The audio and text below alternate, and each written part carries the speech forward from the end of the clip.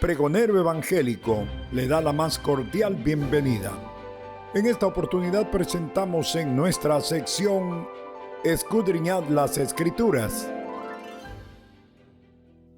Mensaje a la Iglesia de Sardis por Jim Heismeyer. La Iglesia muerta. Nuestro estudio de las 7 iglesias de Asia nos ha revelado aspectos positivos y negativos que Jesús percibía en el estado espiritual de las asambleas de la antigüedad. Esto a menudo contrastaba dramáticamente con la visión que la congregación poseía de sí misma. La honestidad de tales retratos nos permitirá establecer semejanzas entre las iglesias que hemos examinado hasta ahora y la iglesia en Sardis. A continuación la estudiaremos no para satisfacer nuestra curiosidad intelectual, sino para entender cómo podemos aprender de su ejemplo. El fragmento de la escritura a considerar es el siguiente. Escribe al ángel de la iglesia en Sardis, el que tiene los 7 espíritus de Dios y las 7 estrellas, dice esto: Yo conozco tus obras, que tienes nombre de que vives y estás muerto. Sé vigilante y afirma las otras cosas que están por morir, porque no he hallado tus obras perfectas delante de Dios. Acuérdate, pues, de lo que has recibido y oído, y guárdalo, y arrepiéntete, pues si no velas, vendré sobre ti como ladrón, y no sabrás a qué hora vendré sobre ti. Pero tienes unas pocas personas en Sardis que no han manchado sus vestiduras, y andan conmigo en vestiduras blancas, porque son dignas.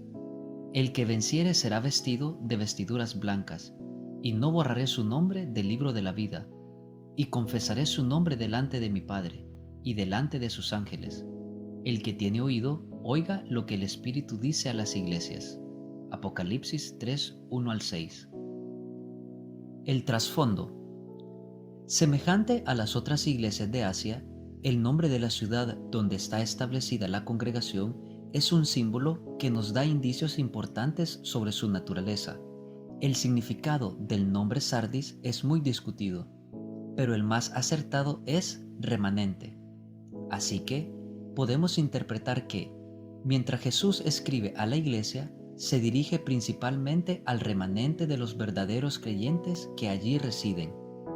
Sardis fue fundada alrededor del 1200 a.C., a unos 70 kilómetros al suroeste de Esmirna, y se le consideraba la ciudad capital del distrito de Lidia.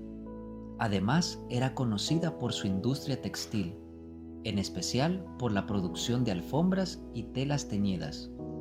Alcanzó su cenit bajo el reinado de Creso, quien fue conocido por su inmensa riqueza.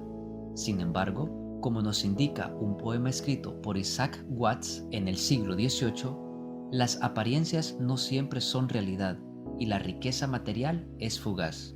Así, mezclado todavía con la riqueza y el estado, el mismo Creso nunca podrá saberlo. Sus verdaderas dimensiones y su peso son muy inferiores a su espectáculo. Lamentablemente, la historia de Creso se repitió siglos después en la iglesia de Sardis. Esta, semejante a la ciudad, aparentaba vitalidad, pero la realidad era muy inferior a su espectáculo. Sardis fue el lugar del templo dedicado a la diosa griega Cibeles, generalmente asociada con Afrodita. El templo en sí era impresionante. Poseía 78 columnas que alcanzaban los 20 metros de altura y 2 metros de diámetro. Irónicamente, los ciudadanos requerían de túnica blanca para ingresar, aunque el culto involucraba inmoralidad e impureza.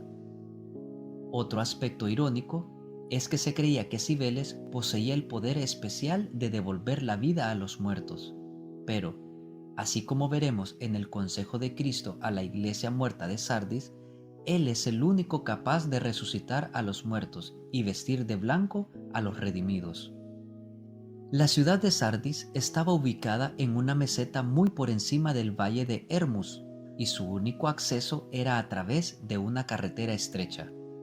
La elevada meseta y los escarpados acantilados circundantes daban la apariencia de una posición fácilmente defendible, o esa era la percepción que los habitantes poseían.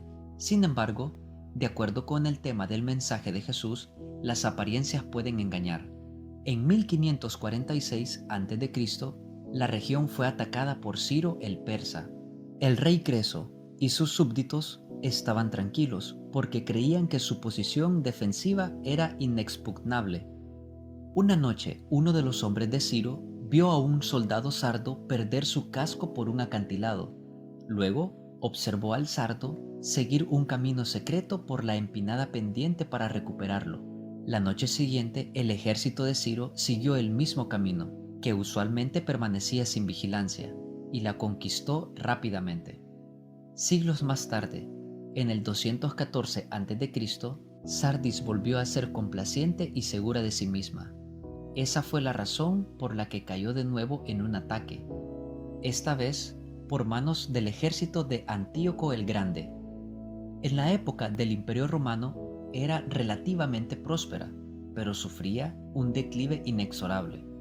Cuando Juan escribe a la iglesia ahí establecida, la región no era ni la sombra de lo que había sido. En la actualidad, Sardis se redujo a un conjunto de ruinas con el insignificante pueblo árabe de Sard ubicado cerca. La triste historia de la ciudad también se reflejó en la iglesia. Los cristianos sardos entraron en un estado de complacencia. Los cegaba una falsa sensación de bienestar y poseían la tendencia de mirar hacia la gloria anterior en lugar de fijar los ojos adelante, al servicio de todo corazón. En resumen, ese es el fondo del mensaje de Jesús a dicha iglesia. Jesús se describe a sí mismo. Como era su práctica, Jesús comienza el discurso a la iglesia proclamando su deidad y haciendo énfasis en dos aspectos. En primer lugar, debemos tomar nota del uso de la palabra 7. En las Escrituras, el 7 generalmente simboliza la perfección o compleción, porque sus propias obras estaban incompletas por la carencia del Espíritu Santo en ellas, según el versículo 1. Solo a través de él se completa el servicio a Dios. En segundo lugar, es importante recordar que la obra del Espíritu Santo es dar vida. Por ejemplo, cuando Jesús habló con Nicodemo, dijo: de cierto te digo, que el que no naciere de agua y del Espíritu no puede entrar en el reino de Dios. Lo que es nacido de la carne, carne es, y lo que es nacido del Espíritu, Espíritu es. Juan 3, 5 al 6. Este aspecto del ministerio del Espíritu Santo de dar vida es de importancia obvia para una iglesia que estaba muriendo. Palabras de advertencia de Jesús. Sin lugar a dudas, la iglesia de Sardis parecía viva y próspera. Sin embargo, como hemos visto, las apariencias suelen engañar. Incluso nuestras experiencias cotidianas demuestran esta verdad. Las plantas artificiales se parecen tanto a una planta viva que la confundimos con tal. Corroboramos su originalidad hasta que nos acercamos y la examinamos cuidadosamente. Lamentablemente, el examen de Jesús de la iglesia de Cerdeña mostró que, semejante a una planta artificial, había muy poca vida en ella.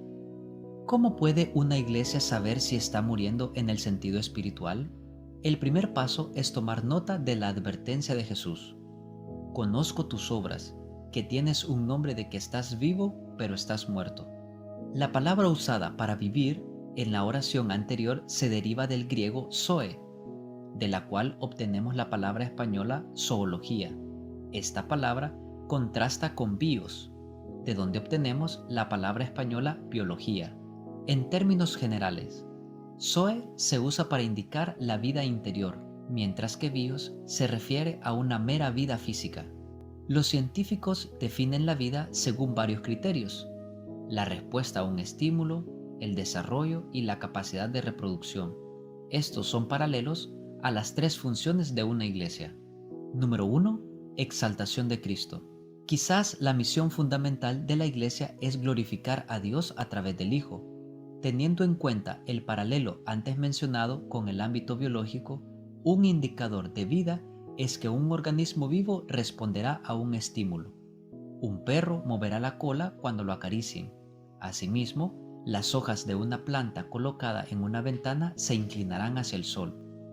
Un cadáver, por el contrario, no responderá a los estímulos porque el cuerpo carece de vida. La vida espiritual también se caracteriza por un corazón que reacciona ante la acción. El mayor estímulo posible para el corazón cristiano es meditar en el amor de Cristo. Si en la cena del Señor, por ejemplo, el corazón no se conmueve, entonces existe una duda justificada de que el alma se ha enfriado y parece muerta. Número 2. Edificación de los santos. Otro indicador de vida, en el sentido biológico, es el desarrollo. Uno puede pensar en el crecimiento natural de una persona desde un pequeño embrión en el útero hasta convertirse en un adulto. El crecimiento no cesa cuando se alcanza la estatura completa, sino que continúa, aunque de una manera diferente. La persona permanece en desarrollo, en experiencia, sabiduría y madurez. La muerte, sin embargo, acaba con el desarrollo, al menos en el sentido biológico. El crecimiento y el desarrollo en una iglesia son aspectos esenciales. Esto no significa necesariamente un ascenso en número o estatura. Lo que realmente significa es que los cristianos crecerán en su entendimiento de las cosas del Señor y en su andar con Él. Lo anterior proviene de una sólida enseñanza de las Escrituras, así como a través del discipulado y el cuidado personal. Número 3.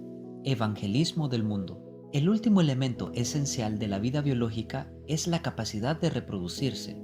Sin esa capacidad, la especie se extinguiría después de una sola generación.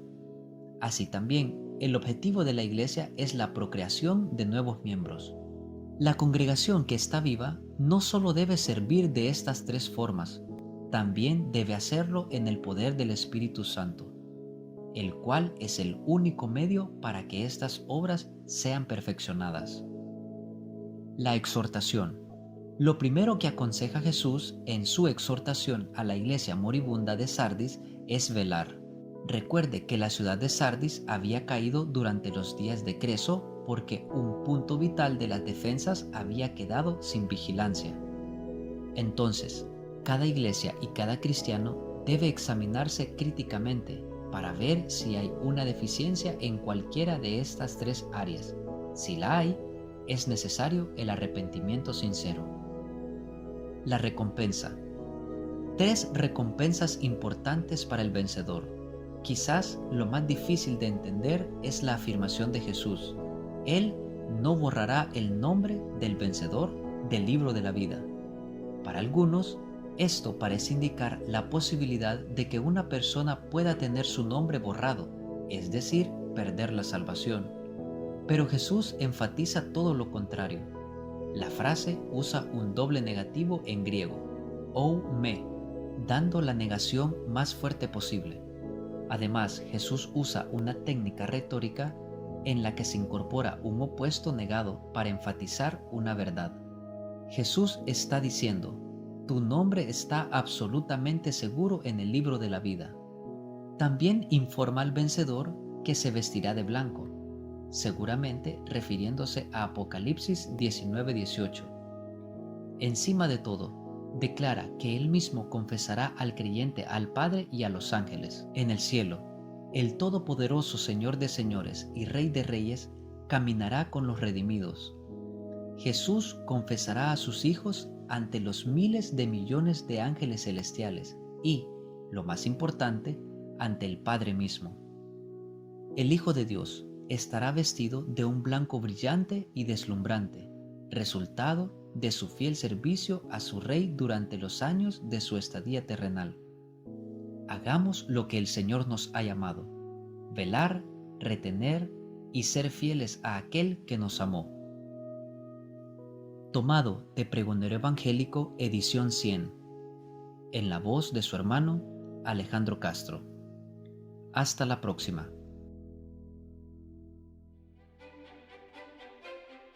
El Pregonero Evangélico es una revista doctrinal e informativa que se identifica con la obra del Señor a través de las salas evangélicas.